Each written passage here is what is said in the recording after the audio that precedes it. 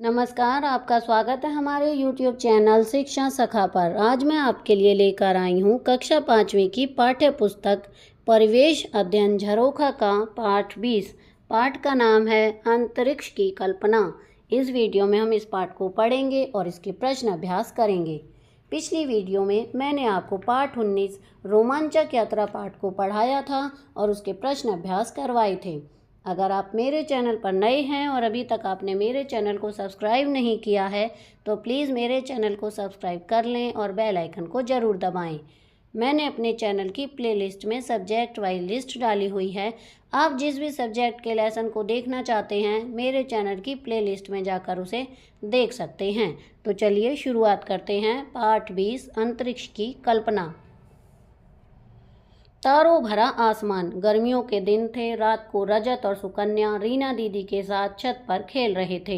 जब वे थक कर बैठ गए तो सुकन्या आसमान की तरफ देखकर बोली, वाह, चमकते तारों से भरा आसमान कितना सुंदर दिख रहा है। मुझे तो चांद तारों को देखना बहुत अच्छा लगता है। रजत, मुझे तो चांद तारों पर एक कविता भी याद है। झिलमिल करते लाखों तारे, क्या तुमको दिखते हैं सारे। क्या तुम सबका नाम जानते, किसे दूर किसे पास मानते। दिन में तो छिप जाते तारे और रात में दिखते सारे। एक अकेला चांद रहता, घटता कभी कभी है बढ़ता।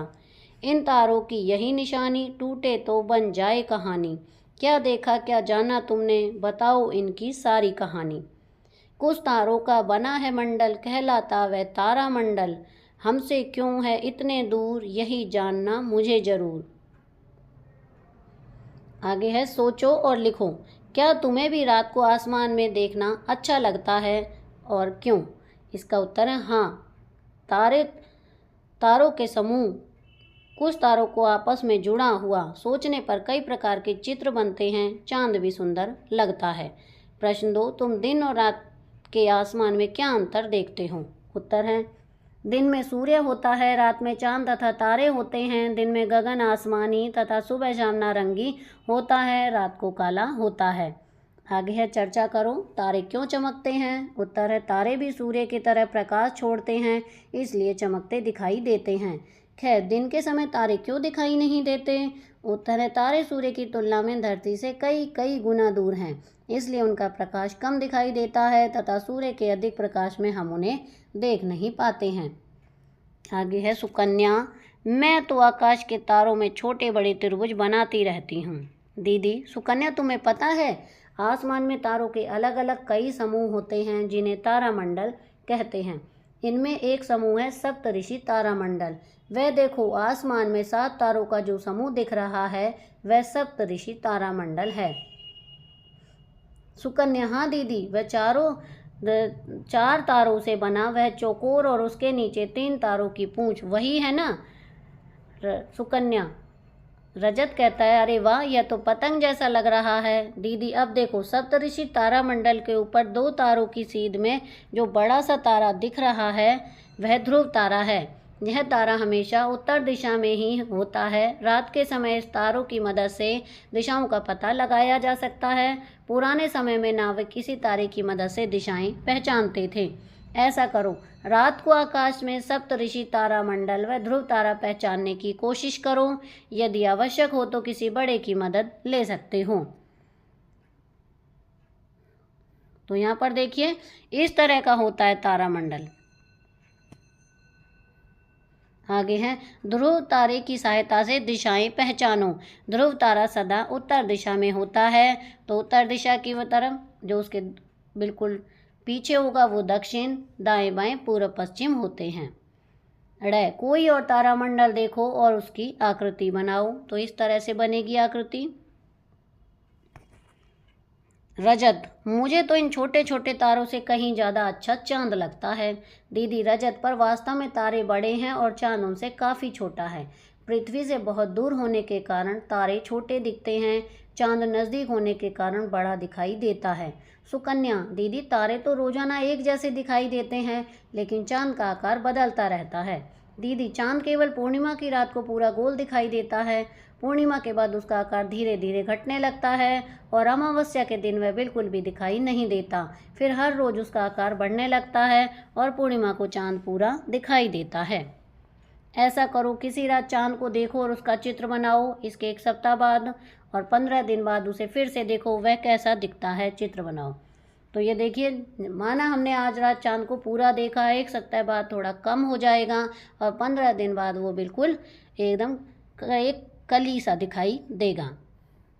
रजत, दीदी मैंने स्कूल में पढ़ा था कि हमारी पृथ्वी गोल है, पर यह गोल दिखती तो नहीं। दीदी, हाँ, हमारी पृथ्वी का आकार नारंगी की तरह गोल है। कल मैं तुम्हें ग्लोब की सहायता से पृथ्वी का आकार दिखाऊंगी। पता करो और लिखो, चांद का आकार क्यों घटता बढ़ता रहता है। इसका उत्तर है, चांद धरती के चारों ओर घूमता रहता है और सूर्य के प्रकाश के परावर्तन के कारण चमकता रहता है।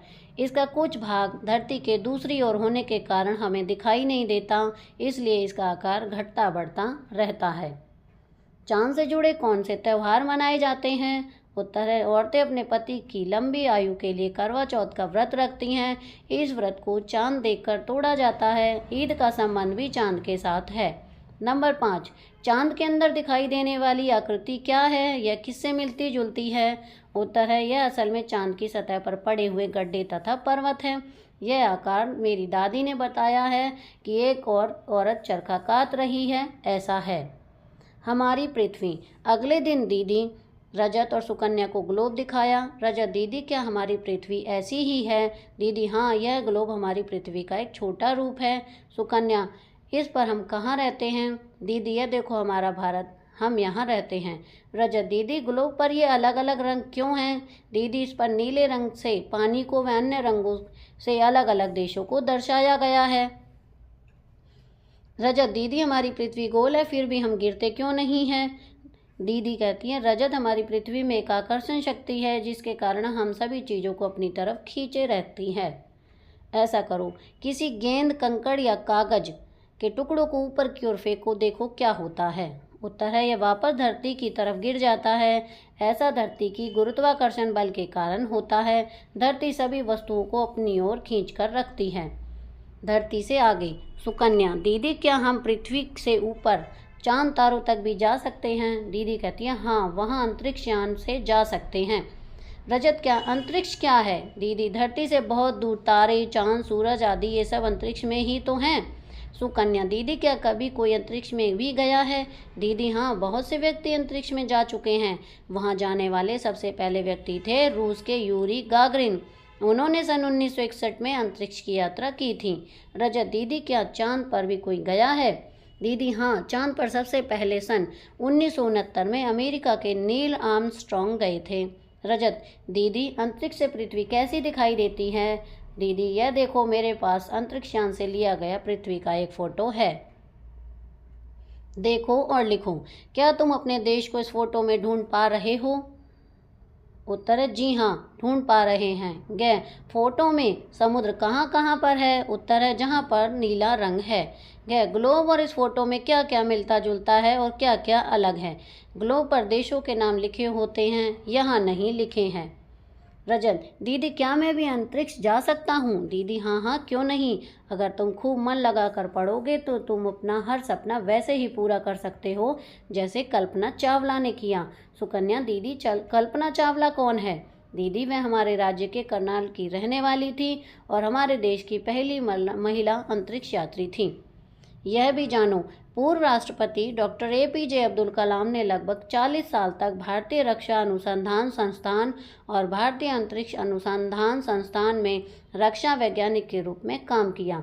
उनके प्रयासों के कारण ही आज भारत के पास आकाश, अग्नि, त्रिशूल, नाग आदि मिसाइलें हैं। भारत के महत्वपूर्ण उपग्रह SLV-3 है। ऐसा करो, अंतरिक्ष यात्रा पर जाने वाले किन्हीं 4 यात्रियों की तस्वीरें इकट्ठी करो और अपनी कॉपी में चिपकाओ।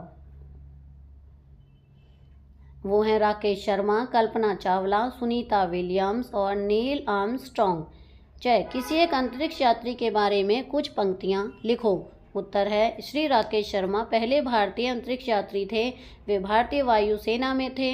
जब उन्हें हमारी तब की प्रधानमंत्री जी ने पूछा कि आपको हमारा देश कैसा लग रहा है, तो उन्होंने अंतरिक्ष यान से उत्तर दिया, सारे जहां से अच्छा। मुझे उन पर गर्व है तथा स्वयं भारतीय होने पर गर्व है। रजत दीदी, अंतरिक्ष में जाने के लिए कल्पना चावला ने क्या किया था? दीदी, अपने सपने को पूरा करने के लिए उन्होंने खूब पढ़ाई की और तैराकी, स्कूबा डाइविंग, कमर्शियल पायलट की ट्रेनिंग भी ली। तैयारी, अंतरिक्ष यात्रा की। दीदी, 1994 में अमेरिका की संस्था नासा द्वारा कल्पना चावला का अंतरिक्ष यात्रा के लिए चयन हुआ था। उसके बाद वे दिन रात अपने आप को अंतरिक्ष यात्रा के लिए तैयार करने में जुट गईं। उन्होंने जेट विमान व सुपरसोनिक विमान चलाना और पैराशूट जंपिंग सीखी। 1 सप्ताह तक पानी के अंदर रहने की कड़ी ट्रेनिंग भी ली। रजत दीदी, कल्पना चावला अंतरिक्ष में कब गई थी? दीदी, कल्पना चावला ने पहली बार सन 1997 में अंतरिक्ष की उड़ान भरी। वह 16 दिन तक वहां रहीं। सन 2003 में वह द्वारा अंतरिक्ष में गईं। दुर्भाग्यवश इस बार पृथ्वी पर लौटते समय उनका अंतरिक्ष यान कोलंबिया दुर्घटनाग्रस्त हो गया। अपने सभी साथियों की तरह कल्पना चावला भी जीवित नहीं लौट सकी। यह उन्हीं की कोशिशों का नतीजा है कि हर वर्ष करनाल स्थित उनके स्कूल के 2 बच्चों को नासा में 15 दिन की अंतरिक्ष संबंधी ट्रेनिंग दी जाती है। सोचो और लिखो, यदि तुम्हें 15 दिन के लिए अंतरिक्ष में जाना हो तो तुम अपने साथ क्या क्या लेकर जाओगे? उत्तर है, मैं अपने साथ खाने पीने का सामान, कपड़े, स्पेस सूट आदि साथ लेकर जाऊंगा। नंबर 6, अंतरिक्ष में जाने के लिए अंतरिक्ष यान की जरूरत पड़ती है। अगर तुम्हें अपना अंतरिक्ष यान खुद बनाना हो तो उसका चित्र कॉपी में बनाओ। तो यह कार्य आप स्वयं करेंगे। यह भी जानो, कल्पना चावला के सम्मान में हमारे राज्य में करनाल में कल्पना चावला मेडिकल कॉलेज स्थापित किया गया है। इसके अलावा कुरुक्षेत्र में कल्पना चावला प्लेनेटोरियम भी बनाया गया है। भारत ने अपने मौसम उपग्रह का नाम बदलकर कल्पना 1 रखा है। हरियाणा विद्यालय शिक्षा बोर्ड अपनी 10वीं व 12वीं की परीक्षा में राज्य में प्रथम स्थान प्राप्त करने वाली छात्रा को कल्पना चावला पुरस्कार देते हैं।